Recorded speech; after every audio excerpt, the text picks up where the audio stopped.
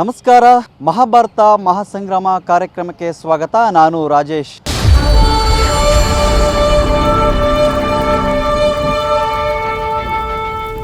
ನಾವೀಗ ನಿಮಗೆ ಒಂದು ಗಡಿ ಜಿಲ್ಲೆ ಚಾಮರಾಜನಗರದ ಕ್ಷೇತ್ರ ದರ್ಶನವನ್ನು ಮಾಡಿಸ್ತಾ ಇದ್ದೇವೆ. ಸದ್ಯ ಕಾಂಗ್ರೆಸ್ನ ಭದ್ರಕೋಟೆಯಾಗಿರ್ತಕ್ಕಂಥ ಗಡಿ ಜಿಲ್ಲೆ ಚಾಮರಾಜನಗರದಲ್ಲಿ ಈ ಬಾರಿ ಯಾರ ಪಾಲಾಗುತ್ತೆ? ಸತತ 10 ವರ್ಷಗಳ ಸಂಸದರಾಗಿರ್ತಕ್ಕಂಥ ಆರ್ ಧ್ರುವನಾರಾಯಣ್ ಅವರು ಈ ಕ್ಷೇತ್ರದಲ್ಲಿ ಮಾಡಿರ್ತಕ್ಕಂಥ ಕೆಲಸಗಳಾದರೂ ಏನು? ಈ ಬಾರಿ ಗಡಿ ಜಿಲ್ಲೆ ಚಾಮರಾಜನಗರದಲ್ಲಿ ಅರಳುತ್ತಾ ಕಮಲ. ಏನಿದೆ ಈ ಗಡಿ ಜಿಲ್ಲೆ ಚಾಮರಾಜನಗರದ ಚುನಾವಣೆಯ ಲೆಕ್ಕಾಚಾರ? ಈ ಎಲ್ಲದರ ಡೀಟೇಲ್ಸನ್ನು ನಾನು ನಿಮ್ಮ ಮುಂದೆ ಇಡ್ತಾ ಇದ್ದೀನಿ, ನೋಡೋಣ ಬನ್ನಿ. ಗಡಿನಾಡಿನ ಕ್ಷೇತ್ರದಲ್ಲಿ ಚುನಾವಣೆಯ ಗದ್ದಲ. ಮೀಸಲು ಕ್ಷೇತ್ರದಲ್ಲಿ ಮತ್ತೆ ಮೋಡಿ ಮಾಡುತ್ತಾ ಕೈ. ಕಾಂಗ್ರೆಸ್ ಕೋಟೆಯನ್ನು ಪುಡಿ ಮಾಡುತ್ತಾ ಬಿಜೆಪಿ. ಚಾಮರಾಜನಗರ ಎಸ್ಸಿ ಮೀಸಲು ಲೋಕಸಭಾ ಕ್ಷೇತ್ರ ಜಿಲ್ಲೆಯ 4 ಹಾಗೂ ಮೈಸೂರು ಜಿಲ್ಲೆಯ 4 ವಿಧಾನಸಭಾ ಕ್ಷೇತ್ರಗಳನ್ನು ಒಳಗೊಂಡಿದೆ. ಕರ್ನಾಟಕದ ದಕ್ಷಿಣ ಗಡಿ ಭಾಗದ ತುತ್ತ ತುದಿಯಲ್ಲಿರುವ ಚಾಮರಾಜನಗರ ಲೋಕಸಭಾ ಕ್ಷೇತ್ರ 49% ಅರಣ್ಯ ಪ್ರದೇಶ ಹೊಂದಿದೆ. ಬಂಡೀಪುರ ಹಾಗೂ ಬಿಆರ್ಟಿ ಎಂಬ 2 ಹುಲಿ ಸಂರಕ್ಷಿತ ಅರಣ್ಯಗಳು ಹಾಗೂ ಮಲೆಮಹದೇಶ್ವರ ವನ್ಯಜೀವಿ ಧಾಮವನ್ನ ಒಳಗೊಂಡ ಹೆಗ್ಗಳಿಕೆಗೆ ಪಾತ್ರವಾಗಿರುವ ಈ ಕ್ಷೇತ್ರದಲ್ಲಿ ಮಲೆಮಹದೇಶ್ವರ ಬೆಟ್ಟ, ಬಿಳಿಗಿರಿ ರಂಗನ ಬೆಟ್ಟ, ತಲಕಾಡು ಹಿಮಾವತ್ ಗೋಪಾಲಸ್ವಾಮಿ ಬೆಟ್ಟ ಹಾಗೂ ನಂಜನಗೂಡಿನಂತಹ ಪ್ರಸಿದ್ಧ ಯಾತ್ರಾ ಸ್ಥಳಗಳಿವೆ. ಹೊಗೆನೆಕಲ್, ಭರಚುಕ್ಕಿ, ಬಂಡೀಪುರ ಮೊದಲಾದ ಪ್ರವಾಸಿ ತಾಣಗಳಿವೆ. ಈ ಲೋಕಸಭಾ ಕ್ಷೇತ್ರವು ಚಾಮರಾಜನಗರ ಜಿಲ್ಲೆಯ ಚಾಮರಾಜನಗರ, ಗುಂಡ್ಲುಪೇಟೆ, ಕೊಳ್ಳೇಗಾಲ, ಹನೂರು ವಿಧಾನಸಭಾ ಕ್ಷೇತ್ರಗಳು ಹಾಗೂ ಮೈಸೂರು ಜಿಲ್ಲೆಯ ನಂಜನಗೂಡು, ಎಚ್ಡಿ ಕೋಟೆ, ಟಿ ನರಸೀಪುರ ಹಾಗೂ ವರುಣ ವಿಧಾನಸಭಾ ಕ್ಷೇತ್ರಗಳು ಸೇರಿ ಒಟ್ಟು 8 ಕ್ಷೇತ್ರಗಳನ್ನು ಒಳಗೊಂಡಿದೆ. ಈ ಕ್ಷೇತ್ರದಲ್ಲಿ 3 ವಿಧಾನಸಭಾ ಕ್ಷೇತ್ರಗಳು ಪರಿಶಿಷ್ಟ ಜಾತಿ ಹಾಗೂ 1 ವಿಧಾನಸಭಾ ಕ್ಷೇತ್ರ ಪರಿಶಿಷ್ಟ ವರ್ಗಕ್ಕೆ ಮೀಸಲಾಗಿರೋದು ವಿಶೇಷ. 1962ರಲ್ಲಿ ರಚನೆಯಾದ ಈ ಕ್ಷೇತ್ರದಲ್ಲಿ ಆಗಿನಿಂದಲೂ ಇಲ್ಲಿ ಕಾಂಗ್ರೆಸ್ ಪಕ್ಷ ಭದ್ರಕೋಟೆಯಾಗಿದ್ದು, ಇಲ್ಲಿ ಒಂದು ಬಾರಿಯೂ ಕಮಲ ಅರಳಿದ ಉದಾಹರಣೆಯಿಲ್ಲ. ಈ ಕ್ಷೇತ್ರದಿಂದ ಹಲವಾರು ಘಟಾನುಘಟಿ ರಾಜಕೀಯ ನಾಯಕರು ರಾಜ್ಯ ಮತ್ತು ರಾಷ್ಟ್ರ ರಾಜಕಾರಣಕ್ಕೆ ಗೆದ್ದು ಹೋಗಿದ್ದಾರೆ. ಬಿ ರಾಚಯ್ಯ, ವಿ ಶ್ರೀನಿವಾಸ್ ಪ್ರಸಾದ್, ಹಾಲಿ ಸಂಸದ ಆರ್ ಧ್ರುವನಾರಾಯಣ್ ಸೇರಿದಂತೆ ಹಲವಾರು ನಾಯಕರು ಇಲ್ಲಿಂದಲೇ ಹಾರಿಸಿ ಹೋಗಿದ್ದವರು. ಹ್ಯಾಟ್ರಿಕ್ ಗೆಲುವಿಗೆ ಕಾಯುತ್ತಿರುವ ಧ್ರುವನಾರಾಯಣ್. ಗಡಿ ಜಿಲ್ಲೆ ಚಾಮರಾಜನಗರ 1997ರಲ್ಲಿ ಮೈಸೂರು ಜಿಲ್ಲೆಯಿಂದ ಪ್ರತ್ಯೇಕಗೊಂಡು ನೂತನ ಜಿಲ್ಲಾ ಕೇಂದ್ರವಾಗಿ ಉದಯವಾಯಿತು. ಲೋಕಸಭಾ ಕ್ಷೇತ್ರವಾಗಿ 1962ರಿಂದಲೂ ಚಾಮರಾಜನಗರವೇ ಇದೆ. ಸದ್ಯ ಇಲ್ಲಿನ ಲೋಕಸಭಾ ಕ್ಷೇತ್ರದ ಸಂಸದರಾಗಿ ಈ ಭಾಗದ ಕಾಂಗ್ರೆಸ್ ಪಕ್ಷದ ಧುರೀಣ ಆರ್ ಧ್ರುವನಾರಾಯಣ್ ಹಾಲಿ ಸಂಸದರಾಗಿದ್ದಾರೆ. ಇವರು ಸತತ 2 ಬಾರಿ ಗೆದ್ದು 3ನೇ ಬಾರಿ ಹ್ಯಾಟ್ರಿಕ್ ಗೆಲುವು ಸಾಧಿಸಲು ಸಜ್ಜಾಗ್ತಿದ್ದಾರೆ. 2014ರ ಲೋಕಸಭಾ ಚುನಾವಣೆಯ ಒಂದು ಫಲಿತಾಂಶವನ್ನ ಒಂದು ಸಾರಿ ನಾವು ಪಕ್ಷಿ ನೋಟವನ್ನು ನೋಡ್ಕೊಂಬರೋಣ. ಚಾಮರಾಜನಗರ ಲೋಕಸಭಾ ಕ್ಷೇತ್ರದಲ್ಲಿ ಒಟ್ಟು ಮತದಾರರು 15,55,540. ಇದರಲ್ಲಿ ಕಳೆದ ಬಾರಿ ಚಲಾವಣೆಯಾಗಿದ್ದಂತಹ ಮತಗಳು 11,32,549. ಚಾಮರಾಜನಗರ ಲೋಕಸಭಾ ಕ್ಷೇತ್ರದ 2014ರ ವಿಜೇತ ಅಭ್ಯರ್ಥಿ ಕಾಂಗ್ರೆಸ್ನ ಆರ್ ಧ್ರುವನಾರಾಯಣ್. ಇವರು ಗಳಿಸಿದಂತಹ ಮತಗಳು 5,67,882. ಇನ್ನು ಬಿಜೆಪಿ ಪರವಾಗಿ ಬಂದಂತಹ ಮತಗಳು, AR ಕೃಷ್ಣಮೂರ್ತಿ ಅವರ ಪರವಾಗಿ ಬಂದಂತಹ ಮತಗಳು 4,26,600. ಇನ್ನು JDS ಪರವಾಗಿ ಎಂ ಶಿವಣ್ಣರವರಿಗೆ ಬಂದಂತಹ ಮತಗಳು 58,760. ಗೆಲುವಿನ ಅಂತರವನ್ನು ಗಮನಿಸೋಣ. 1,41,182 ಮತಗಳಿಂದ ಆರ್ ಧ್ರುವನಾರಾಯಣ್ ಇಲ್ಲಿ ಜಯಭೇರಿಯನ್ನು ಬಾರಿಸಿದರು.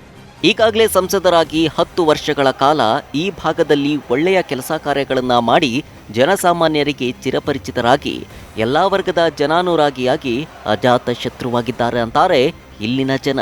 ಕಳೆದ 2 ಬಾರಿ ಬಿಜೆಪಿ ಅಭ್ಯರ್ಥಿಯಾಗಿದ್ದ AR ಕೃಷ್ಣಮೂರ್ತಿ ವಿರುದ್ಧ ಗೆದ್ದು ಬೀಗಿದ್ದಾರೆ. 2014ರ ವಿಧಾನಸಭೆ ಕ್ಷೇತ್ರವಾರು ಮತಗಳನ್ನು ನೋಡೋಣ, ಯಾರ್ಯಾರಿಗೆ ಎಷ್ಟೆಷ್ಟು ಮತಗಳು ಸಿಕ್ಕಿದ್ದಾವೆ ವಿಧಾನಸಭೆ ಕ್ಷೇತ್ರಗಳಲ್ಲಿ ಅಂತ. ಚಾಮರಾಜನಗರ ಕ್ಷೇತ್ರದಲ್ಲಿ ಕಾಂಗ್ರೆಸ್ಗೆ 68,680, ಬಿಜೆಪಿಗೆ 65,478, ಎಚ್ಡಿ ಕೋಟೆನಲ್ಲಿ 68,414 ಕಾಂಗ್ರೆಸ್ಗೆ, 41,068 ಬಿಜೆಪಿಗೆ. ನಂಜನಗೂಡು ವಿಧಾನಸಭಾ ಕ್ಷೇತ್ರದಲ್ಲಿ 64,570 ಕಾಂಗ್ರೆಸ್ಗೆ ಬಂದರೆ 55,842 ಮತಗಳು ಬಿಜೆಪಿಗೆ ಬಂದಿದ್ದಾವೆ. ವರುಣಾ ಕ್ಷೇತ್ರದಲ್ಲಿ 81,858 ಮತಗಳನ್ನು ಕಾಂಗ್ರೆಸ್ ಪಡೆದುಕೊಂಡ್ರೆ 48,794 ಮತಗಳನ್ನು BJP ಪಡ್ಕೊಂಡಿದೆ. ಟಿ ನರಸೀಪುರ ಕ್ಷೇತ್ರದಲ್ಲಿ 60,900 ಕಾಂಗ್ರೆಸ್ಗೆ, 48,800 BJPಗೆ.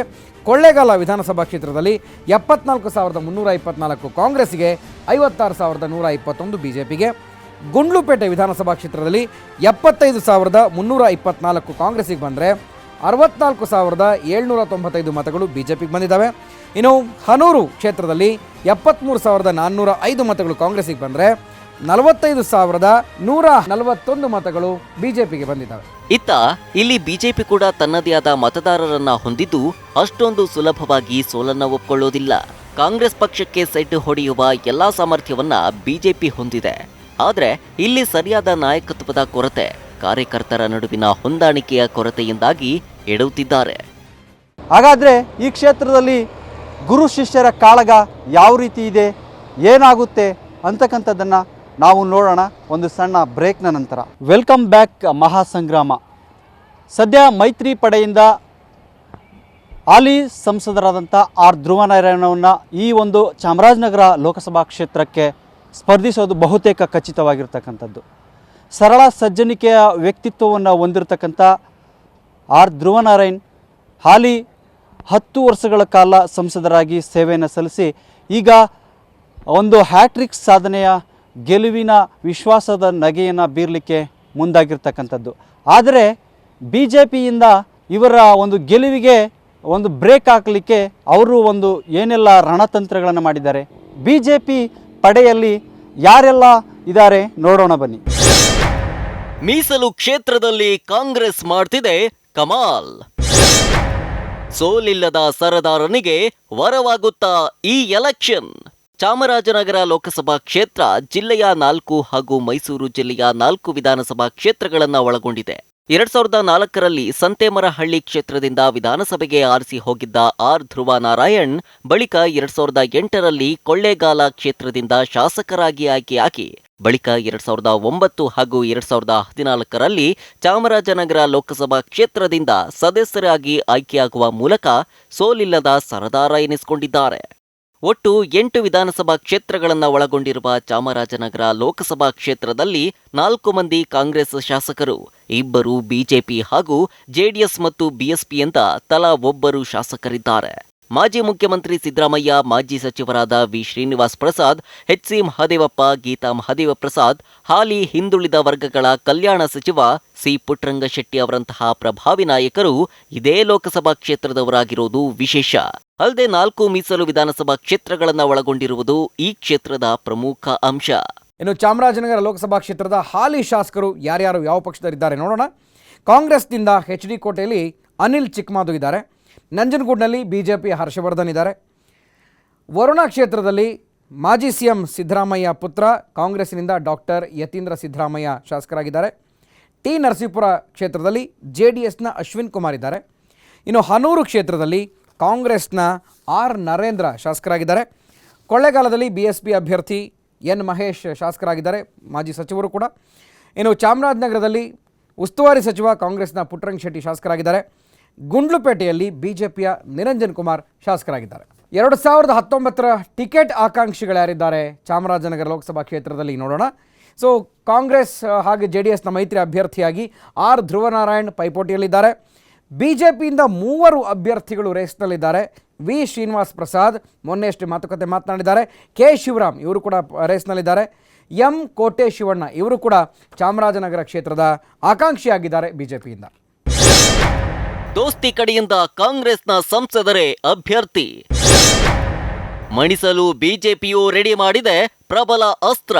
2004ರಲ್ಲಿ ನಡೆದ ವಿಧಾನಸಭಾ ಚುನಾವಣೆಯಲ್ಲಿ ಸಂತೇಮರಹಳ್ಳಿ ಕ್ಷೇತ್ರದಿಂದ ಸ್ಪರ್ಧಿಸಿ ಕೇವಲ 1 ಮತ ಅಂತರದಿಂದ ಗೆದ್ದು ಇತಿಹಾಸ ಸೃಷ್ಟಿಸಿದ್ದ ಕಾಂಗ್ರೆಸ್ನ ಆರ್ ಧ್ರುವನಾರಾಯಣ್ ಅದೇ 1 ಮತದ ಅಂತರದಿಂದ ಸೋತಿದ್ದ ಬಿಜೆಪಿಯ AR ಕೃಷ್ಣಮೂರ್ತಿ ವಿರುದ್ಧ 2009 ಹಾಗೂ 2014ರ ಲೋಕಸಭಾ ಚುನಾವಣೆಯಲ್ಲೂ ಗೆಲುವು ದಾಖಲಿಸಿದ್ರು.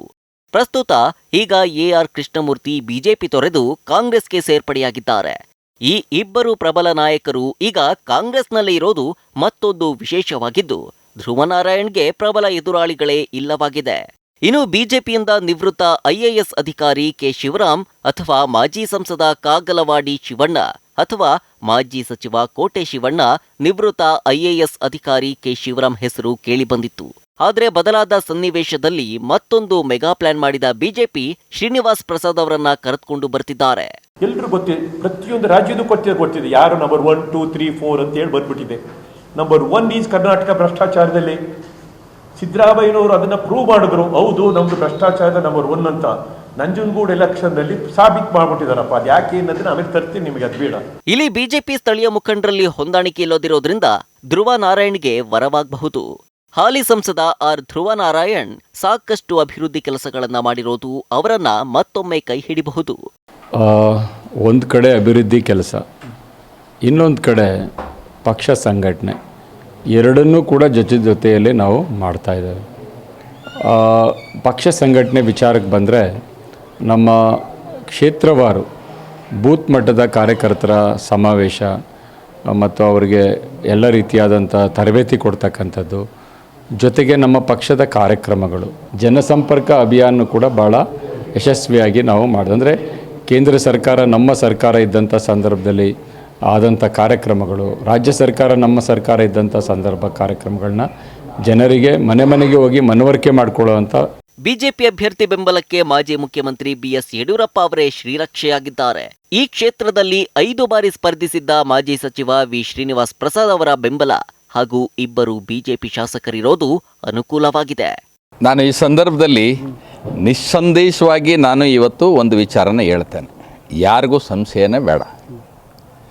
ಖಂಡಿತವಾಗಿ ಇವತ್ತು ಏನು ನೀವು ಕಾಂಗ್ರೆಸ್ನ ಭದ್ರಕೋಟೆ ಅಂತ ಏನು ಹೇಳಿದ್ರಿ, ಅದನ್ನು ಛಿದ್ರ ಮಾಡಲಿಕ್ಕೇ ಇವತ್ತು ಒಬ್ಬ ಮಹಾಪುರುಷ ಇವತ್ತು ದೇಶದಲ್ಲಿದ್ದಾರೆ.